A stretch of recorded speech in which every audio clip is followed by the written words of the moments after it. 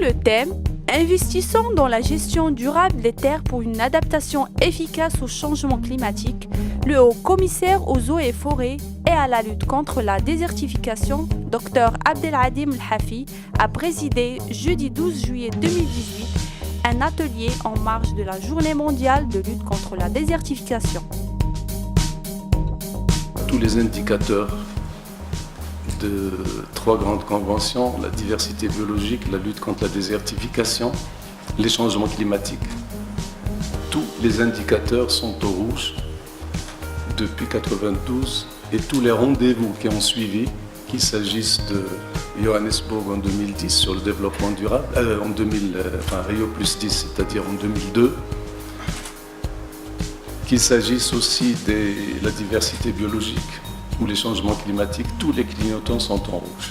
La journée mondiale de lutte contre la désertification est un rendez-vous annuel qui a été décidé par les Nations Unies et qui, au-delà de l'aspect célébration, il représente un moment important d'évaluation pour voir d'abord l'état d'avancement de ce qui a été réalisé, d'analyser les forces et en même temps de voir quels sont les ajustements pour lutter contre ce phénomène extrêmement complexe qu'est la désertification.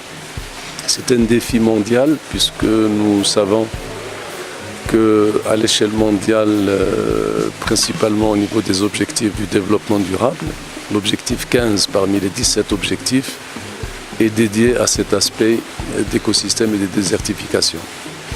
C'est un phénomène qui touche également principalement les pays du Sud, et les pays du Sud en premier lieu le continent africain, et qui a donc plusieurs impacts, pas uniquement sur le plan biologique ou sur le plan strictement technique, mais il a des retombées sur la sécurité alimentaire, sur l'exode écologique, sur la migration écologique. Et aussi, il est la source d'un certain nombre d'instabilités parce qu'une terre qui ne produit plus, c'est une terre qui expulse. Et une terre qui expulse, elle produit de l'instabilité sur tous les plans. Sécurité alimentaire, mais également des instabilités telles que nous les connaissons dans un certain nombre de régions. Donc par rapport à cela, le Maroc est un pays qui a souscrit à toutes ces grandes conventions. Il était parmi les premiers à avoir ratifié donc, les 3 grandes conventions, notamment celle de la lutte contre la désertification, et également toutes les autres conventions qui ont un lien direct avec les aspects écologiques, la diversité biologique, les changements climatiques, la convention Ramsar sur les zones humides, la convention sur les oiseaux migrateurs. Donc tout ceci va dans le même sens. Ce qui me paraît important donc, dans cette démarche d'évaluation, c'est que tous les indicateurs sur les 3 grandes conventions sont toujours au rouge. Malgré tous les efforts qui ont été consentis par les États, par les uns et les autres, il y a un problème qui fait que cette érosion biologique, que cette désertification, que ces changements climatiques continuent leur effet négatif. Et tous les grands rendez-vous internationaux en témoignent. Ce qui me fait dire que la question est une question d'approche.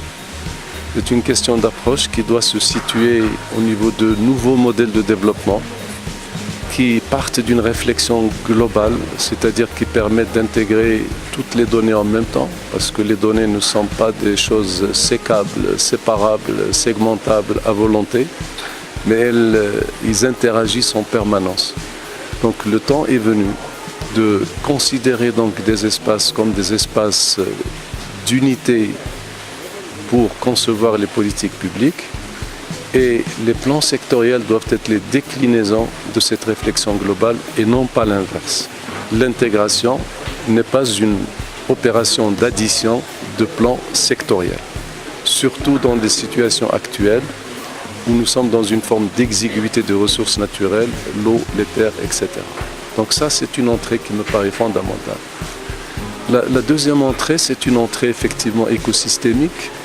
Je l'ai dit tout à l'heure, il n'est pas pensable de séparer les 3 grandes conventions. Elles doivent être lues ensemble et en même temps. Et on doit avoir une réaction collective et globale par rapport à ces grands questionnements.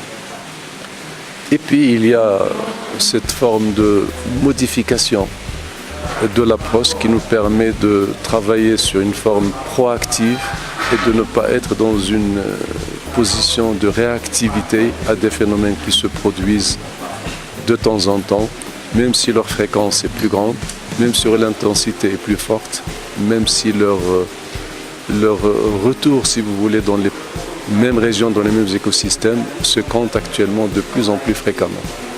Donc c'est à partir de là que cette forme de proactivité nous permet de travailler sur le temps long, d'essayer d'asseoir des politiques qui ont donc des objectifs qui s'étalent sur des décennies parce que nous sommes face à des écosystèmes pour lesquels la résilience est limitée. Il convient d'intervenir tant que la marge de résilience nous permet de réajuster et par après. Et en dernier lieu, c'est une forme de responsabilité collective parce que nous sommes, et les thématiques de cette année en témoignent, nous sommes dans une forme d'appel à la responsabilité collective, le consommateur, le citoyen, les autorités locales et administratives, les élus, la société civile, les chercheurs, les universités. Tout ceci donc doit être engagé dans une vision commune pour construire ces nouveaux modèles de développement sur un modèle qui tient compte du temps long et pas sur des séquences de 5 années renouvelables. Durant cette manifestation, la représentante de la FAO au Maroc, Madame Florence Roll, a signalé que la lutte contre la dégradation des terres repose sur des programmes d'amélioration de conditions de vie des populations. L'Assemblée générale des Nations Unies a adopté le programme de développement durable à l'horizon 2030. On le sait tous aujourd'hui, il compte 17 objectifs de développement durable et le 15e vise à préserver et à restaurer les écosystèmes terrestres, à les exploiter de façon durable, à gérer durablement les forêts, lutter contre la désertification, enrayer et inverser le processus de dégradation des sols et à mettre fin à l'appauvrissement de la biodiversité. Pour les Nations Unies et pour la FAO en particulier, le problème de la désertification, c'est un enjeu majeur aujourd'hui auquel la FAO prête une attention très importante et travaille à y participer, à y contribuer avec tous les pays membres. La deuxième raison est que ici au Maroc, il y a un an, le ministre de l'Agriculture, de la Pêche maritime, du Développement rural, des eaux et des forêts a signé avec la FAO une convention qui définit les axes prioritaires d'action de la FAO au Maroc. Ces axes prioritaires sont définis à partir d'un processus participatif où tout le monde dit ce sur quoi la FAO et qui est basé sur l'avantage comparatif de la FAO au Maroc. Et dans le cadre de cette convention, un des axes prioritaires d'action est le soutien au Royaume du Maroc dans les écosystèmes fragilisés. Et écosystèmes fragilisés dit problème de désertification, problème de perte de la biodiversité, problème d'eau, etc. Et donc voilà pourquoi aujourd'hui je suis très honorée d'être ici. Il y aurait bien sûr une troisième raison également, comme je viens d'arriver au Maroc. C'est important également pour moi d'écouter les débats et de me familiariser le plus possible et d'écouter le plus possible la voix des experts dans ce domaine au Maroc.